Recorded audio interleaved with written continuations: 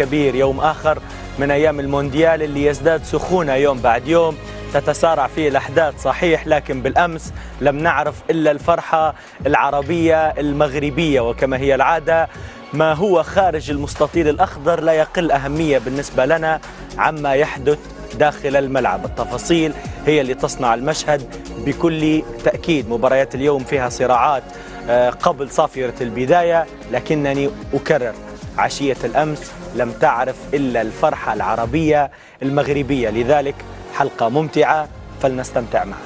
أهلا بكم مشاهدينا الكرام في مساء المونديال والكثير من التفاصيل. أبدأها دائما بالترحيب بضيوفنا ومحللينا وبالطريقة المكسيكية. سيداتي سادتي، رحبوا معنا بأسعد إنسان في الأستوديو، جمال الصطيفي، السعيد بتأهل المغرب.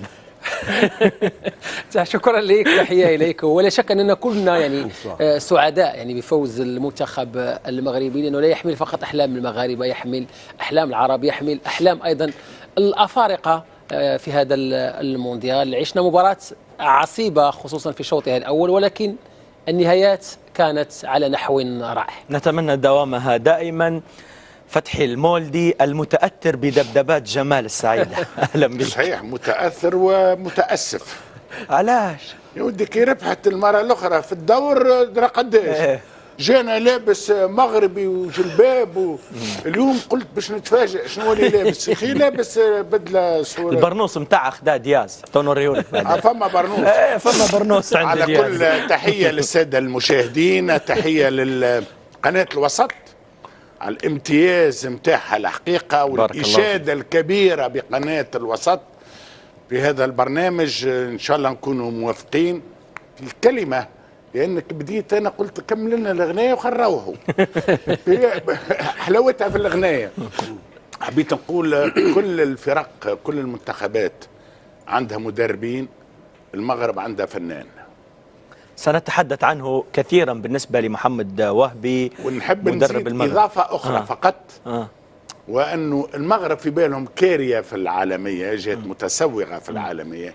اخي البارح ولات ملكها، عندهم تسكن في العالميه. توا امس قلتها الجمال، انا ما عادش في ليبي وتونسي ومغربي وجزائري وخليجي يقول انا راهو نشجع البرازيل والارجنتين. على مستوى العالم يتفرج على كاس العالم حيطلع جيل يشجع المغرب كما يشجعون الارجنتين والبرازيل. سنتحدث كثيرا، ولكن بعد الترحيب بالمبتسم مصطفى الرجباني. انسنا يا مصطفى. اهلا بك سيد عبدو، اهلا بك بالسيد فتحي، السيد جمال اللي نهنيها ايضا بترشح المغرب للدور ربع النهائي، ونهني شعوب المغرب العربي والشعوب العربيه اللي لحق بشقيق المنتخب المصري للدور ربع النهائي. كل التوفيق للمنتخبات العربيه.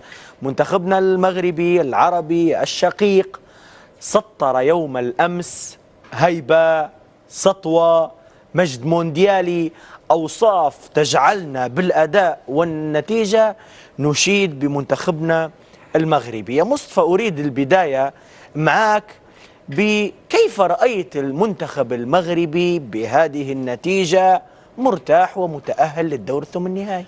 المباراة كانت صعبة. في نقطة ثانية، حتى قال لك حسب ما اطلعت أخيرا على المعلومات أن حتى لجنة التحكيم بالفيفا أسندت المباراة لهذا الحاكم. هذا المحاكم قال لك معروف عليه البطاقات الصفراء والحمراء، حتى إخراج بعض البطاقات للاعبين المغاربة وحرمانهم لو ترشحت المغرب زي ما ترشحت توا للدور ربع النهائي من اللعب. في الشوط الأول الصراحة كنا وضعنا يدينا على صدرنا، كانت شوط قوي جدا وشرس للغاية، ولولا براعة بوغونو يعني كانت الامور ربما شفنا يعني سيطره خلال الشوط الاول للمنتخب الكندي بقوه، ولا شيء بالاضافه الى بعض المشاكل اللي حتى صراحه ما كناش حتى تحدث بعد المناقشات مع الحكام، وبعض البطاقات اللي طلعت ما كانش المفروض الرياضيين بالذات من المنتخب المغربي انهم ينالوها. لاعبين محترفين على قدر عالي من العقليه اللي عندهم، من الفكر، لاعبين في اوروبا، شباب ما زال عندهم مستقبل كبير، يفترض كان يتقبل كل الامور وكل قرارات التحكيم بصدر رحب. ولكن يعني للاسف يعني هناك بعض التصرفات اللي حتى ما كناش تحدث. في الشوط الثاني هنا كان تكتيك للمدرب وقلب المباراه 160 درجه، وكانت عامل الخبره للاعبي المنتخب المغربي في انتهاز الفرص اللي واجهتهم تخليهم يخرجوا المباراه ب3 أهداف ل0، وحققوا ما هو المطلوب منهم، والف مبروك. شوف، أنا سعيد جدا بأن كنت مقتنع حتى في الشوط الأول بأن المغرب تطلع الرتم أمتى ما تبي وتنزل الرتم أمتى ما تبي. حتى في ظل المخاوف من كندا كنت متوقع أن المغرب ستنتصر بأريحية. علاش ما كلمتنيش؟ خايف كنت أنت؟ مش خايف نرجل. بالنسبة لي كنت كلمتني، كنت مرتاح جدا. ماني اخوك كلمتني. فبالي العشره ما بيناتنا تلينا الماء والملح وقل لي أنا حسابك تعودت تراو على المغرب وهذا المستوى العالي. صحيح صحيح. شوف المغرب الحقيقه غير عادي، المغرب استثنائي. المغرب يخوف ويفجع ويربك المنافسين، ولكن يخوف ويربك ويفجع ايضا المحبين متاعه. المغرب عايشنا البارح كل المشاعر، الخوف، الارباك، ثم الفرحه والاحتفال. المغرب مقابله البارح سميتها انا وانا نتفرج بعد المقابله، قلت هذه الليل والنهار. الشوط الاول كان الليل ظلام. شوف دقيقه 5 الحمد لله بونو موجود. دقيقة 14 سيباري وما أدراك يغادر الميدان بإصابة. سيطرة مطلقة المنتخب الكندي. 4 أوراق صفراء، 4 أوراق صفراء في الشوط الأول للمدافعين، معناها أي خطأ آخر تولي حمر. الحمد لله انتهى الشوط الأول، حمدنا المولى، قلنا الحمد لله 0-0. وكنت نتمنى الشوط الاول ينتهي فيسع، لانه نتمنى المدرب سيعدل الاوتار، ما نجمش يبقى بهذه الطريقه. جينا الشوط الثاني، كان الشوط الاول ظلام، الشوط الثاني شمس ونهار، ابداع، اهداف، 3 اهداف، والاهداف رائعه جدا.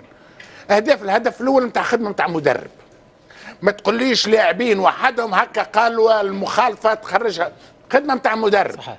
تلي تتفرج تفهم كوره، تعرف فما انسان. الهدف الثاني والله كنت نتمنى وانه يخرج، لانه كنت تعب ومش يعمل في المقابله باهيه. ولدنا ابراهيم دياز اللي يتفرجوا معايا قلت ابراهيم دياز تعب وتوا ولات المقابله كذا. اعطاك اسيست ثاني، سكتني انت ما حبيت تسكتني، هو سكتني. ثم الهدف الثالث كان قبل الهدف الثاني اروع من 3 أهداف. الكرة الرأسية اللي تضرب على القائم يا رحيمي. المغرب في الشوط الثاني امتاع وابداع. المغرب في الشوط الثاني كرة اخرى، ويظهر لي اعرض نتيجة باش نشاهدوها 3-0 في مقابلة احصائية، صحيح، مع بلد منظم تحب ولا تكره لانه جنبه. معناها المغرب اليوم ما عادش نحكيو على كونه المغرب 2022 مفاجأة. اليوم للناس اللي في الغرب يقول لك بلد عربي، نقولوا المغرب 2026 مفاجأة عليكم. مفاجأة عليكم، تفجع فيكم. المغرب اليوم حقيقة كي نتفرج اعطيتها مثال ايضا، لانه المغرب تخليك تشعر، راهو تخليك تفكر كيفاش باش تحكي على المغرب والانجاز وراء انجاز. المغرب هو ال4 مواسم يعيشهم لك في المقابله، يعيشك الخريف والشتاء ويعيشك الصيف والربيع، معناها مره تجرس، مره تسخن، مره تشمس، كل الفصول موجوده مع المغرب.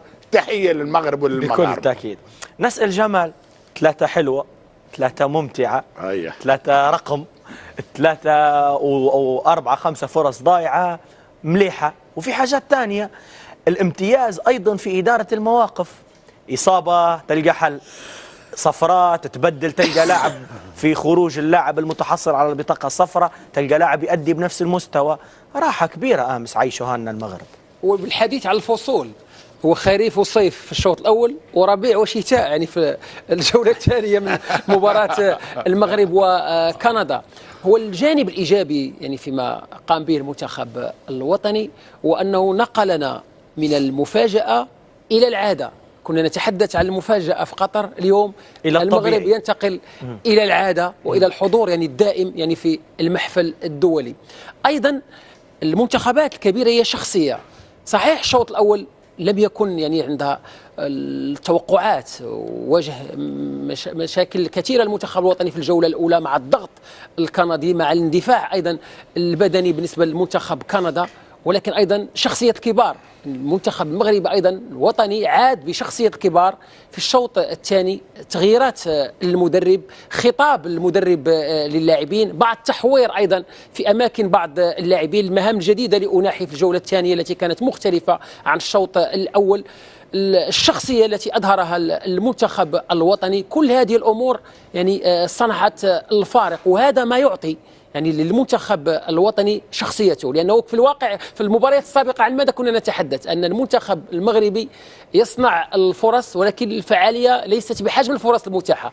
الصورة في مباراة كندا اختلفت، 4 كرات كانت يعني في الإطار، واحدة في القائم بمعنى 3 منها دخلت إلى المرمى، بمعنى أن نسبة الفعالية كانت كبيرة جدا. زائد أيضا لابد أن نعطي لمحمد وهبي حقه، هذا واحد من كبار مدربين في العالم، لأنه التغييرات التي قام بها محسوبة. إدخال سفيان مرابط، يعني كنا في حاجة لسفيان مرابط ليعطي ارتياح للاعبي وسط الميدان، لأنه في وقت من الأوقات كنت في حاجة إلى صلابة، إلى لاعب بمقومات بدنية كبيرة، وجاء يعني سفيان مرابط في الوقت المناسب. أيضا شمس الدين الطالبي اللي كان عنده أثر كبير في مباراة هولندا، وكان هو صاحب التمريرة التي أعطت الهدف لديوب، فمرة أخرى أثبت أنه لاعب من مستوى عال جدا وكان له أثر وتأثير.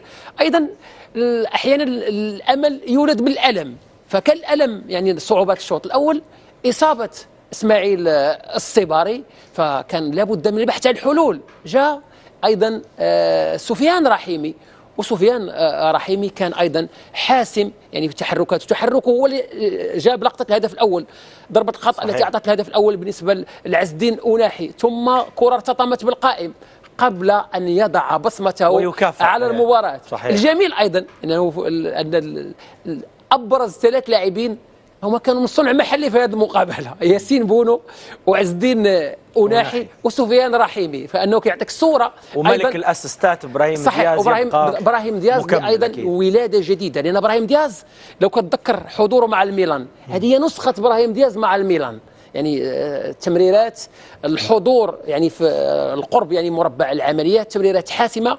فلو دائما كانت نسخة إبراهيم دياز مع الميلان وليس مع الريال، توظيف مع الميلان وليس مع الريال، دائما إبراهيم دياز يكون بهذا التعامل.